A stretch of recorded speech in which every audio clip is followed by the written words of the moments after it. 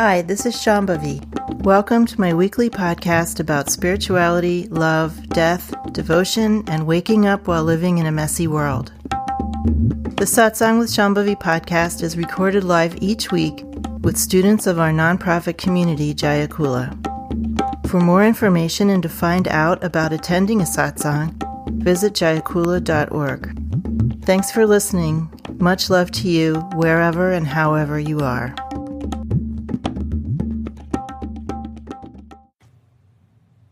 In both Trika and Dzogchen, there are three aspects or three layers of our practice that are happening simultaneously, maybe sequentially in some cases, but we're trying to have them happen simultaneously. And the first one is recognition, pratyabhijna, that we have some experience of the base state of reality or the nature of the self, that we have some direct perception, even if it's fleeting, but some direct perception of how things actually are. This is called recognition. We cannot really enter into this kind of a practice, which is called direct realization practice, very deeply without that recognition, because we don't know where we're going if we don't have that. Now, most of us have some sense of recognition of the real nature of things, even without coming to teachings. Even if you're not aware of it, it's kind of what brings us to teachings, is we suspect, and maybe we have an experience, we recognize some more thorough way of experiencing reality and what is actually going on here. We have many methods for having recognition, many of the methods that we use, and especially what is called transmission or direct introduction, where something happens with the teacher in the room, could be informal, could be formal, that you recognize as being different than your ordinary experience, and then you're able to bring that into your own personal practice and sink into that more deeply or re-recognize it over and over and over again. And then the second layer, or you could say stage, but it might also just be a layer on top of the first, is we have that recognition in such a way that we no longer doubt it. It may not be coming to us very often, but we no longer are thinking, well, maybe that was nothing. Maybe I'm just imagining things.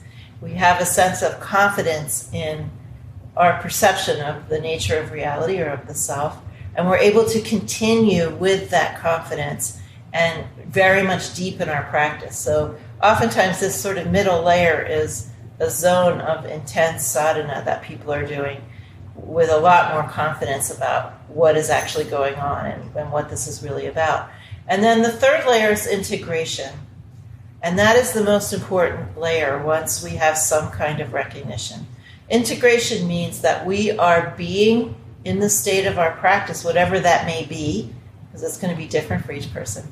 We're being in the state of our practice, we're remembering our real nature, we're remembering in some way or another to be in contact with that primordial wisdom while we are out and about doing our work, having relationships, going to movies, eating at restaurants, strolling around, etc.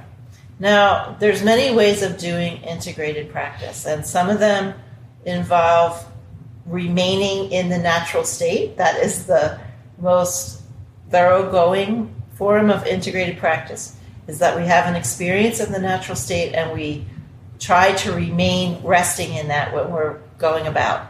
We could also call this resting in the heart space. The practices that we do related to the heart space are all about learning how to find that living presence. I'm using lots of different names for this base state of reality because there are lots of different names for it, and some of them might strike you one way and some of them another, and maybe some not at all. But it's good to use all of these different names.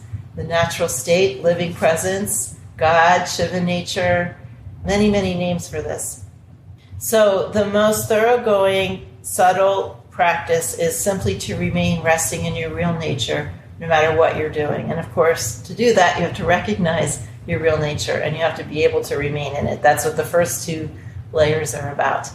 But there are many, many other forms of integrated practice you can do before you arrive at that capacity to just remain in the natural state. Ayurveda is one of them. Eating correctly for your constitution, applying different life ways that keep you more in balance and give you more of a chance of relaxing into the natural state. Following certain precepts that help us to do that. Being honest in our dealings with ourselves and other people is an integrated practice.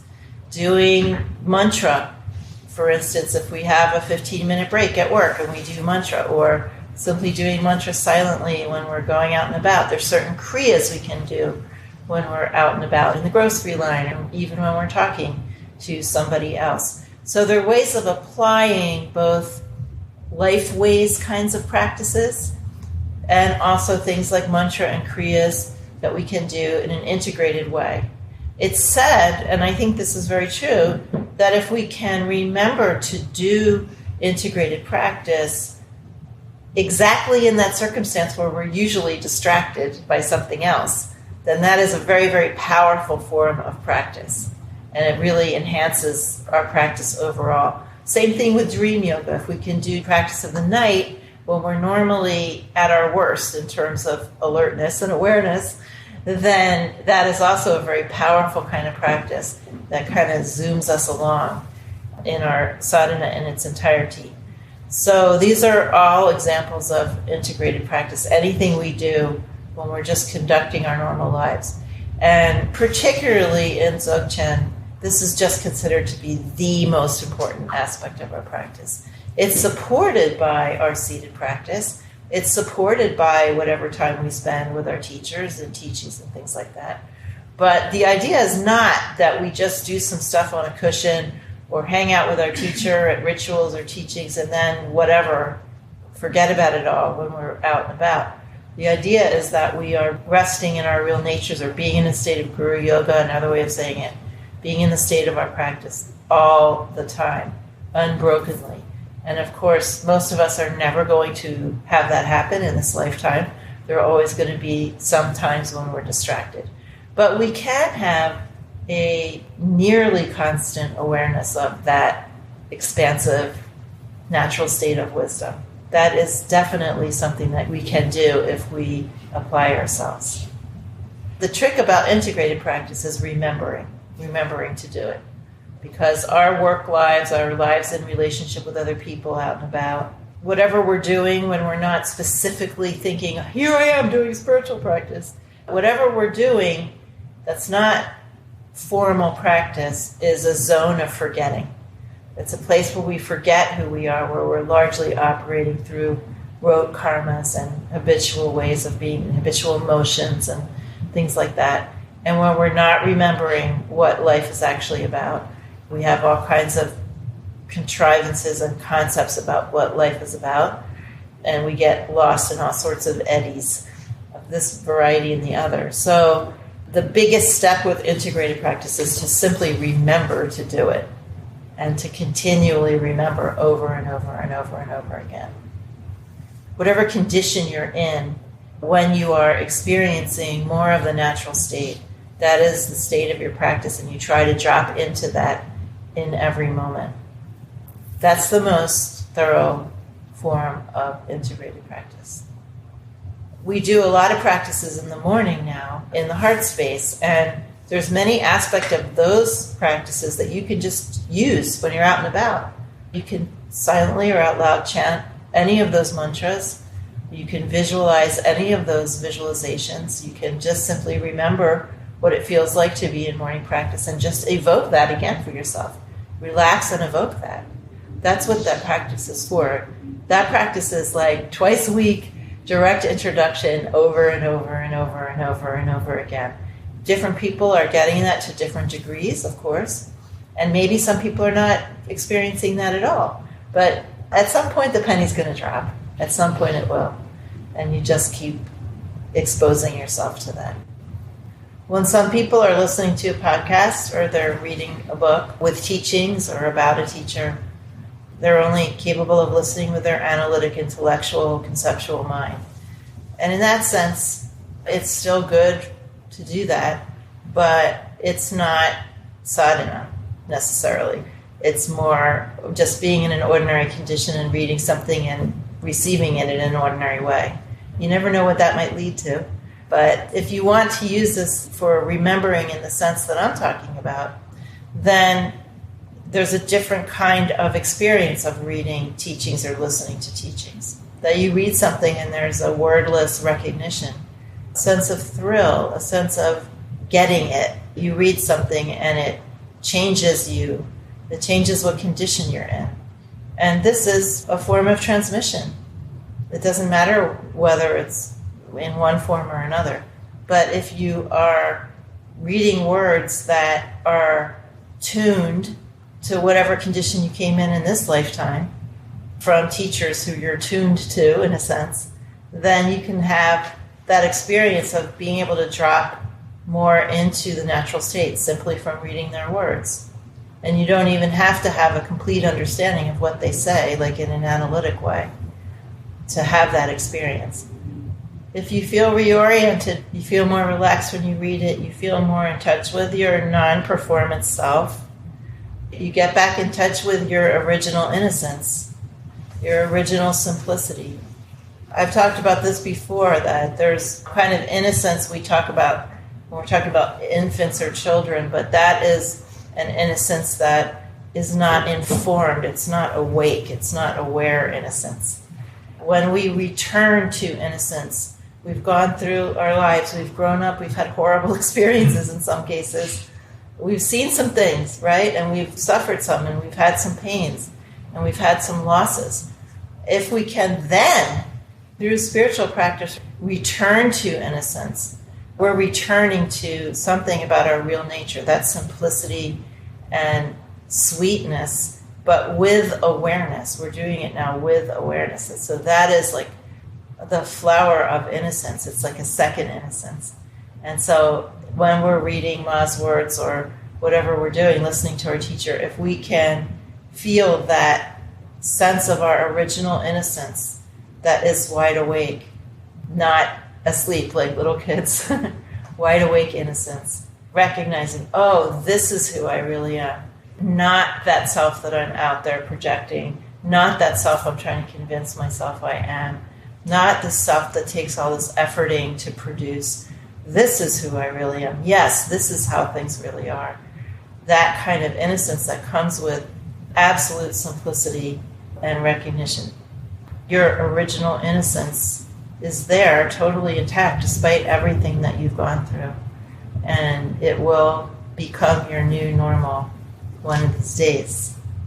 Relaxation is at the core of everything that we're doing.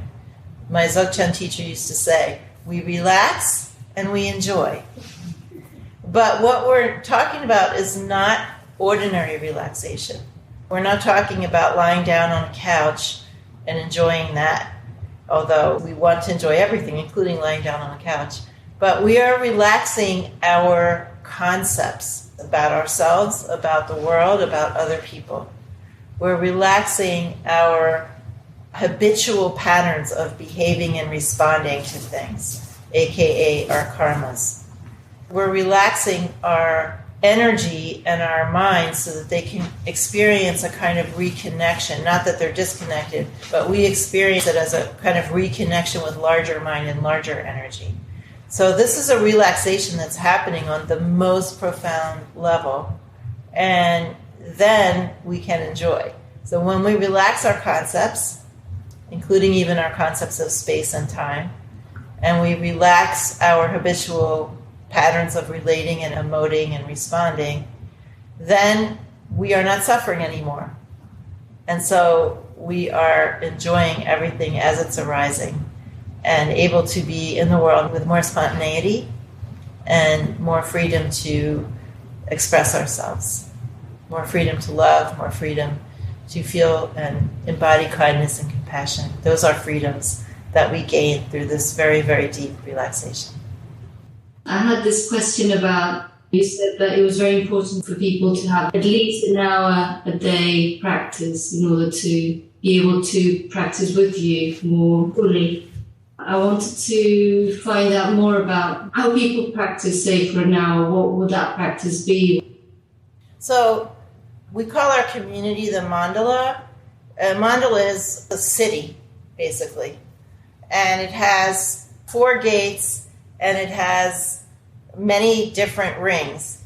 And so in Jayakula, in the mandala, there are people who are not doing any practice. Just to be clear, not everybody's doing an hour of practice a day. There are people that are doing practice intermittently. There are people who just like to hang out socially or help with seva sometimes and just come around now and then. There are people that have been coming around for years who are doing 15 or 20 minutes a day of sadhana. So all of those possibilities exist. There is no requirement to being part of this community other than to show up and participate in some way, whatever way of your choosing. However, in this tradition, in Trika Shaivism and in Dzogchen, the relationship between the teacher and the student, if someone wants to go deeper, is a very active relationship.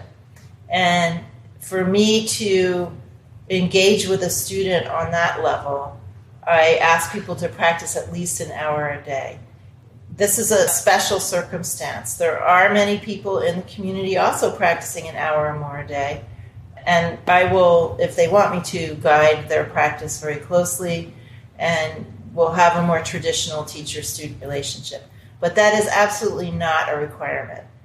The way that you learn what practice to do is to come to a retreat called Trika Foundations. It's a Thursday, Friday, Saturday, and Sunday. And the retreat gives you the whole view of the tradition and also a complete practice from Ayurveda and Hatha Yoga, mantra, meditation, Kriya Yoga. It really runs the whole spectrum of everything that is offered in this tradition. And you can choose what to do and get help from me choosing what to do during the retreat.